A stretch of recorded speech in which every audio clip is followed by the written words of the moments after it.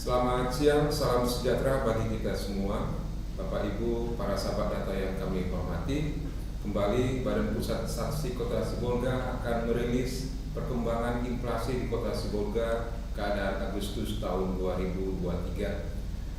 Tidak seperti biasanya, kali ini saya didampingi oleh Bapak Muhammad Alfian sebagai statistisi mahir PT Kota Sibolga. Baik Bapak Ibu, berdasarkan hasil pemantauan BPS Kota Sibolga selama bulan Agustus tahun 2023, Kota Sibolga mengalami inflasi sebesar 0,13%.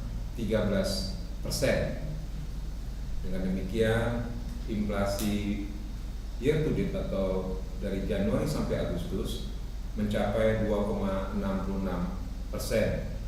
Dan inflasi year on year atau tahunan, yaitu perbandingan Agustus 2022 terhadap 2023 terhadap 2022 sebesar 3,29%. Dari 5 kota IHK di Sumatera Utara untuk inflasi tahunan, inflasi tertinggi terjadi di Kota Pematang Siantar sebesar 3,88%, dan yang terendah terjadi di Kota Gunung Sitoli 2,09%. Untuk bulanannya, Mantuman, inflasi tertinggi terjadi di Kota Gunung Sitoli dan Sibolga masing-masing sebesar 0,13%, dan inflasi yang terendah terjadi di Kota Padang Sidempuan sebesar deflasi minus 0,13%. Kita lihat perbandingan dengan 5 kota secara lengkap. Tadi Sibolga mengalami inflasi di Agustus 0,13% dengan inflasi year on year-nya 3,29%. Kemudian Pematang Siantar mengalami deflasi minus 0,11% dan inflasi year on year-nya 3,88%. Medan deflasi 0,06%, year on year-nya 2,68%. Kemudian Kota Padang Sidempuan deflasi 0,13% dan year on year 3,16%. Kota Gunung Sitoli inflasi 0,13% sama dengan seperti Sibolga, dan inflasi year on year-nya atau tahunannya 2,09. Kita lihat perkembangan tingkat inflasi Kota Sibolga dalam 2 tahun terakhir, ya. Kalau kita lihat secara mantuman bahwa inflasi di bulan Agustus ini sebesar 0,13% itu lebih rendah dibanding bulan Juli atau bulan sebelumnya, ya. Jadi di Juli mengalami inflasi mantuman 0,35%, dan di Agustus ini tetap mengalami inflasi 0,13%. Namun kalau kita bandingkan dengan tahun sebelumnya, di Agustus tahun 2022, Kota Sibolga mengalami deflasi minus 0,02%. Ini kita lihat perbandingan untuk year on year atau tahunan, ya. Kalau kita lihat dari perkembangan Juli ke Agustus ada peningkatan sedikit dari 3,14% menjadi 3,29%. Lanjut.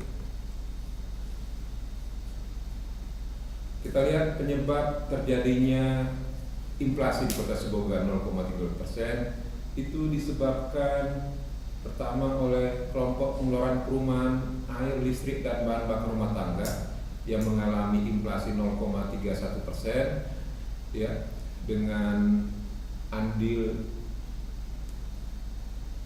ya, dengan andilnya year on year-nya minus 0,018%. Kalau kita lihat penyebab terjadinya inflasi di kelompok perumahan itu disebabkan oleh kenaikan sewa rumah yang memberi andil 0,053%. Kemudian diikuti oleh kelompok transportasi, ya, 0,39%. Ini disebabkan oleh kenaikan angkutan udara yang memberi andil 0,0372%.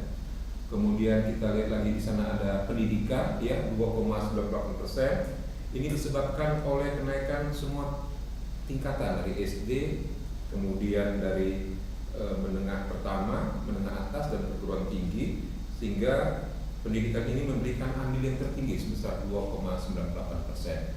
Kemudian kita lihat makanan minuman tembakau pada bulan Agustus memberi andil deflasi minus 0,03%. Ini disebabkan oleh penurunan dari komoditas daging ayam ras, kemudian beberapa ikan seperti ikan cakalang, ikan serai, ikan cupang, dan juga disebabkan oleh penurunan bawang merah. Kemudian untuk pakaian dan alas kaki yang mengalami deflasi minus 0,08% disebabkan oleh penurunan komoditas baju muslim wanita, baju kaos tanpa kerat atau t-shirt pria. Kemudian untuk perawatan pribadi dan jasa lainnya yang minus 0,17% disebabkan oleh penurunan beberapa komoditas seperti sampo, pupuk popok bayi, dan parfum. Lanjut, kita lihat komoditas penyumbang andil inflasi dan deflasi di Agustus baik tahunan maupun bulanan. Kalau untuk tahunan kita lihat itu disebabkan oleh beras yang memberi andil 0,7668%, kemudian rokok kretek filter 0,06677%, tarif rumah sakit 0,6551%, kemudian diikuti bensin 0,6018%, dan ikan teter 1,841%.